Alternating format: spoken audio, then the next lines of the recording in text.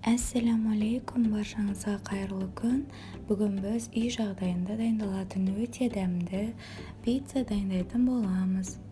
Видеоны соңына дейін көріңіздер. Қамырымыз тілеміз, сол үшін бізге 1 стакан жылы су, 1 кішкене қасық қант және жартас қасық қашытқы қажет болады.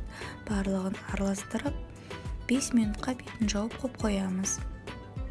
Кішкене көпіріп бастағаннан кейін 1 қасық тұзымызды және 2 ас қасық су майымызды құйып, ұнымызды иліктен өткізіп, қамыр илейтін боламыз.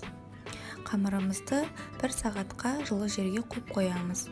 Томат пастасын дайындаймыз. Ол үшін бізге 2 немесе 3 қызанақ және 1 тіше сарымсақ, тұз салып, блендерден өткіземіз.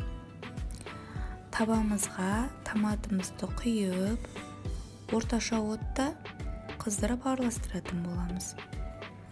Суы тартылғанша отта ұстаймыз. 1 қасық сірке суын және 1 қасық қантымызды салып араластырамыз.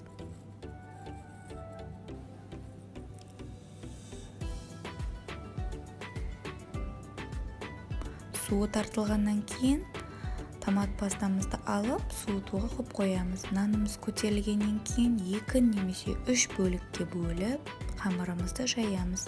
Салмасын өздеріңіз түрліше жасасаңыздар болады. Фаршпен, колбасамен немесе саңырауқпен жасасаңыздар болады. Сырымызды сеуіп, 180 градуста 30-35 минут пісіріп аламыз. Міне біздің өте дәмді, жұмсақ, үй жағдайында пиццамыз дайын болды. Барлығыңызға міндетті түрде жасауға кеңес беремін. Астарыңыз дәмді болсын.